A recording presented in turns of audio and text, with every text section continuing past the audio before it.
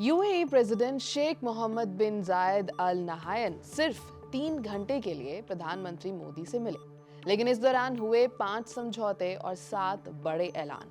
Focus में थे defence, space और न्यूक्लियर एनर्जी। इसके अलावा इन्वेस्टमेंट और फूड सिक्योरिटी पर भी चर्चा हुई। इससे पहले भी foreign affairs minister S Jaishankar UAE गए थे और उस दौरान भी अहम चर्चाएं हुई थी। लेकिन ऐसा क्या हुआ कि यूएई हो गया भारत का दीवाना? चलिए आज बात इसी पर। नमस्कार, मेरा नाम है श्वेता शर्मा और आज बात यूएई के भारत की तरफ झुकाव की। इंडिया का रीजनल पावर हाउस बनना अब सिर्फ एक रेटरिक नहीं रह गया है।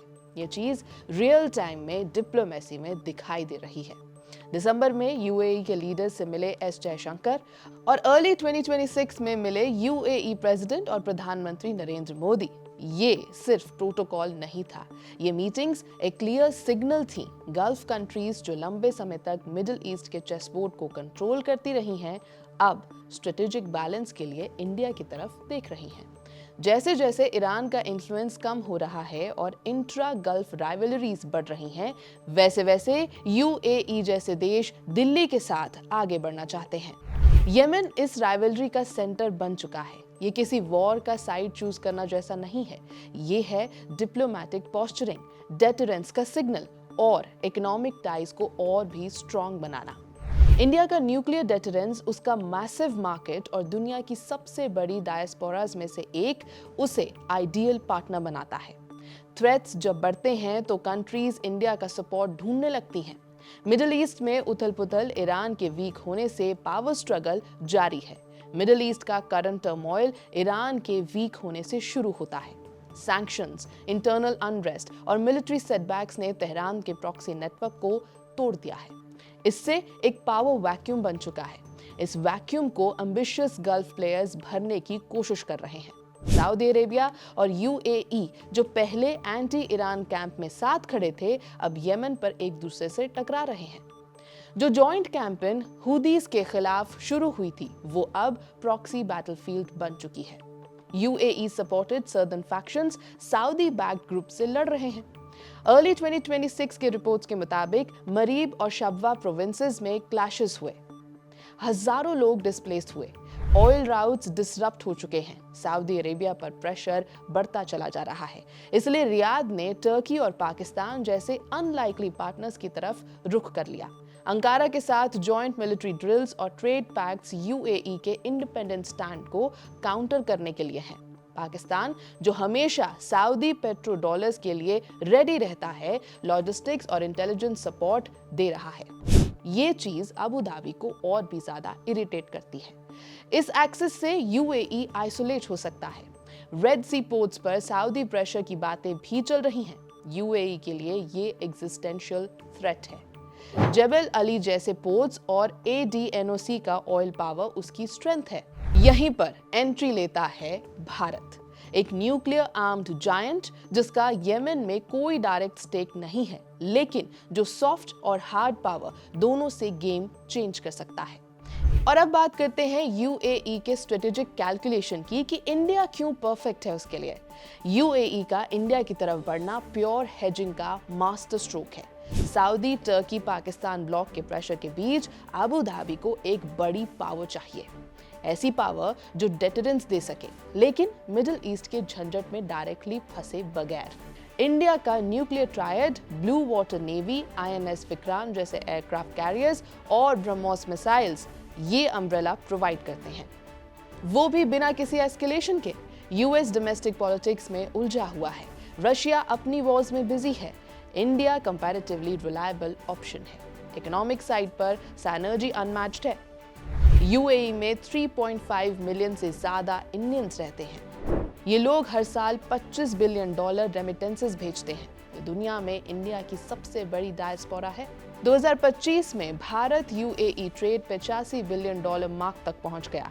इंडियन रिफाइंड पेट्रोलियम एक्सपोर्ट्स और यूएई के इंफ्रा इन्वेस्टमेंट्स इस ग्रोथ के कोर हैं। एडीआईए के $10 billion pledges important role play कर रहे हैं। अगर सऊदी ब्लॉकेड होता है तो इंडिया यूएई के लिए ईस्ट का सेफ हार्बर बन सकता है। इंडिया यूएई के 20% फूड इंपोर्ट सप्लाई करता है। मेडिसिन, फार्मा, टेक कंपोनेंट सब भारत से आ सकते हैं। दुबई का री एक्सपोर्ट रोल यूरोप और अफ्रीका के लिए क्रिटिकल है। अगर वेस्ट ब्लॉक होता है तो राउटिंग मुंबई और गुजरात पोर्ट से होगी। डिफेंस टाइज डील और भी सॉलिड बनाती है। HAL ADT turboprop trainer, UAE में ब्रह्मोस कोस्टल बैटरीज, ये सब मिलिट्री इंटरऑपरेबिलिटी का सिग्नल है। जयशंकर का विजिट और MBZ का इंडिया की बैलेंस डिप्लोमेसी की तारीफ कोइंसिडेंस नहीं है। ये एक पब्लिक डेटरेंट था। मैसेज क्लियर था, हमारे पीछे न्यूक्लियर पावर खड़ी हुई है। इंडिया का स्टेक शाइनेस से स्ट्रेटेजिक असर्टिवनेस तक पहुंच चुका है। इंडिया का रिस्पॉन्स हिस्टोरिकल पैटर्न से अलग है। पहले गल्फ टेंशन्स पर इंडिया सॉफ्ट स्टैंड लेता था। सऊदी टाइज इंपॉर्टेंट थे। 2.6 मिलियन इंडियन वर्कर्स और $50 बिलियन रेमिटेंसेस मैटर करती थी, लेकिन मोदी ईरा में इंडिया ज्यादा असर्टिव है। जयशंकर के विजिट में डिफेंस MOUs और I2U2 फ्रेमवर्क का जिक्र भी हुआ। ये इनडायरेक्टली रियाद के पाकिस्तान टिल्ट को स्नप करता है, यानी कि दबाता है। इंडिया ब्लाइंड लॉयल्टी नहीं दिखा रहा। सऊदी के साथ टाइज अभी भी स्ट्रांग है। Vision 2030 investments, rupee riyal trade trials, counter terror intelligence sharing चल रही है, लेकिन सऊदी का पाकिस्तान को सपोर्ट इंडिया को चुभता जरूर है। ये जीरो सम गेम नहीं है। इंडिया सऊदी रिलेशंस अभी भी रोबस्ट हैं। नियोम प्रोजेक्ट्स, अरामको का रत्नागिरी रिफाइनरी प्लान, सब कुछ इंटैक्ट है। सऊदी जानता है इंडिया उसकी वॉर्स नहीं लड़ेगा। येमेन न्यूट्रलिटी इसका प्रूफ है। ये कैलिब्रेटेड सिग्नलिंग है। UAE अपना स्ट्रेटेजिक सेफ हार्बर सिक्योर कर रहा है। इंडिया के Quad links, Andaman bases, Indian Ocean choke points deterrence का काम करते हैं। इंडिया के लिए ये पाकिस्तान के इन्फ्लुएंस को भी चेकिंग में रखता है। येमेन से हॉर्न ऑफ अफ्रीका तक इंडियन शिपिंग रिस्क्स भी फैक्टर हैं। एक्सपर्ट्स इसे मल्टी अलाइनमेंट कहते हैं। इंडिया सब गल्फ स्टेट से साइमल्टेनियसली डील करता है। UAE का मूव इंडिया को इंडिस्पेंसिबल पार्टनर बना रहा है। बिगर पिक्चर, इंडिया का हो रहा है रीजनल राइज। ये एपिसोड इंडिया के बाय स्टैंडर्ड से किंग मेकर बनने को दिखाता है। 2014 के बाद इंडिया की डिप्लोमेसी प्रोफेशनल हुई है। डायस्पोरा लेवरेज, पोज, चाबहार जैसे प्रोजेक्ट्स सब कुछ इसका हिस्सा हैं। साउथ एशिया में बांग्लादेश और मालदीव्स इंडिया की तरफ देख रहे हैं। अब गल्फ स्टेट्स भी ईरान के वीक होने से ये ट्रेंड और स्ट्रॉन्ग हो रहा है। इकोनॉमिक गेन्स भी बड़े हैं। Defence export, semiconductors, AI partnerships pipeline में हैं। क्रिटिक्स ओवरस्ट्रेच का रिस्क बताते हैं, लेकिन इंडिया का रेस्ट्रेंट उसे ट्रैप से बचाता है। बॉटम लाइन सिंपल है, जब किंगडम्स आपस में टकराते हैं तो वो इंडिया की तरफ जरूर देखते हैं। डिप्लोमेटिक चेस चल रही है और इंडिया अब स्ट्रेंथ से खेल रहा है। यह है ABP लाइव। मेरा नाम है श्वेता शर्मा।